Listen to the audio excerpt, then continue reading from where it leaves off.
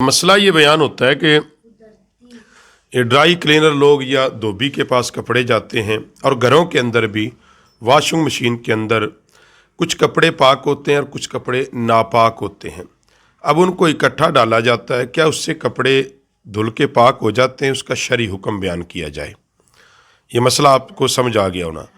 यानी जिस तरह आजकल हम धोबियों के पास कपड़े भेज देते हैं या घरों के अंदर भी, अब हर घर में जैसे वॉशिंग मशीन में घरों में ख़वातीन कपड़ों को धोती हैं, अब उनमें अगर कोई कपड़ा नापाक हो और वैसे ही उसमें डाल दिया जाए बग़ैर उसको पाक किए, तो बाकी कपड़ों का शरई हुक्म क्या होगा जो पाक कपड़े डाले थे?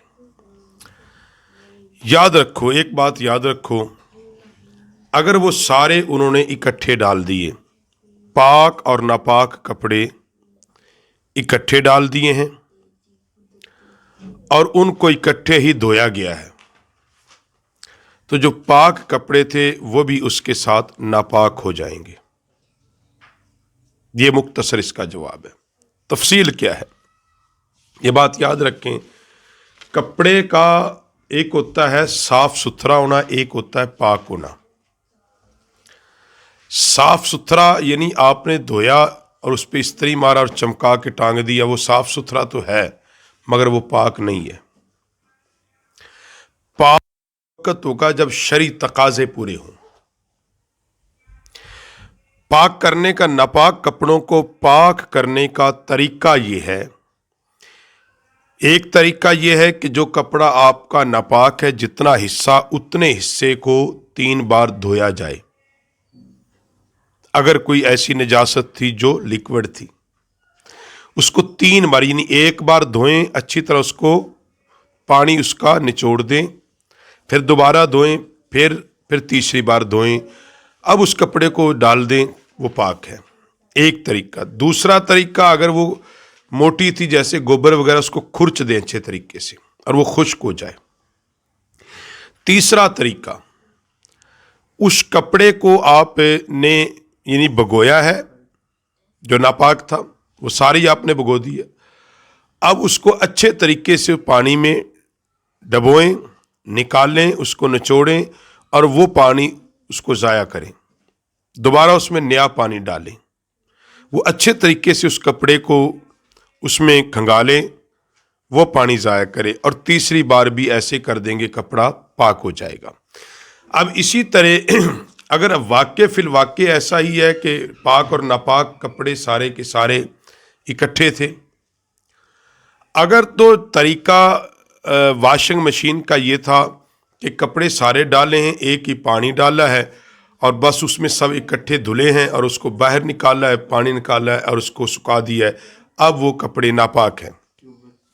अगर ऐसा हुआ था कि उसमें पानी डाला है, फिर उनको निकाला है, बाहर किसी टप में डाला है या मशीन में कुछ ऐसा है, 3 बार ताज़ा पानी डाला है और निकाला है, यानी एक बार डाला अच्छे तरीके से उसका साबुन मैल निकल गया, वो पानी सारे का सारा निकाल दिया है, अब दूसरी बार उसमें डाल दिया है, यही अमल तीसरी बार किया है, तो फिर वो कपड़े पाक हो जाएंगे। इलावा अज़े वो पाक नहीं होंगे। हाँ, ये याद रखो, अगर शाइबा हो तो शाइबे के हुक्म में वो कपड़े पहले हुक्म पर होंगे। यानी आपको एक शक था कि इस मशीन के अंदर एक नापाक कपड़ा डला था, वो शक की बुनियाद थी, वो आपको पक्का यकीन नहीं था, तो अगर आपके कपड़े पहले पाक थे तो उसके बाद भी उनका हुक्म पाकी का होगा। अगर आपको यकीन था कि ये वाक़तन ये कपड़ा, इसमें नापाक कपड़ा डला है, तो वो बाकी कपड़ों को भी नापाक करेगा। याद रखो, वो नापाक कपड़े पहनकर अगर नमाज पढ़ेंगे तो नमाज नहीं होगी।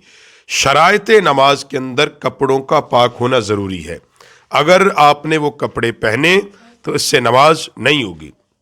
वो साफ़ सुथरे तो हो सकते हैं मगर वो पाक नहीं हो सकते। मगर क़ल्बी इत्मीनान के लिए तहकीक करने में कोई हर्ज नहीं है। आप जिस भी ड्राई क्लीनर को दें, किसी धोबी को दें, उसको ताकीद करें कि ये कपड़े मेरे पाक हैं, इनको इस तरह कर लें, या خود جب گھر میں یہ عمل کریں اور خواتین کو یہ طریقہ سمجھائیں کہ ناپاک کپڑوں کو پاک کرنے کا، کہ جو ناپاک کپڑے ہیں وہ الگ کر لیں، الگ سے ان کو کسی ٹپ میں کسی بالٹی میں ڈالیں اور ان میں پانی ایک بار ڈالیں، اچھی طرح ان کو بھگوئیں، نچوڑیں، وہ پانی ضائع کریں، اس کو دوسری بار ڈالیں، اسی طرح وہ پانی ضائع کریں تیسری بار، اس کے بعد ان کو اٹھا کے آپ واشنگ مشین میں جس میں مرضی ڈال لیں، اب وہ باقی کپڑوں کو ناپاک نہیں کرے گی۔ اسی طرح اگر آپ کوئی مخصوص جگہ ناپاک ہے کپڑے کی، اس کو باہر پاک کریں، یہی شرعی حکم ہے، یہی بہتر ہے۔ علاوہ ازیں آپ ناپاک کپڑے پہن رہے ہیں، بڑے اجلے ہوئے ہیں، بڑے استری ہوئے ہیں، بڑا کلف لگا ہوا ہے، اگر وہ کپڑے پاک نہیں ہیں شرعی حکم کے تحت تو وہ آپ کی نماز نہیں ہوگی۔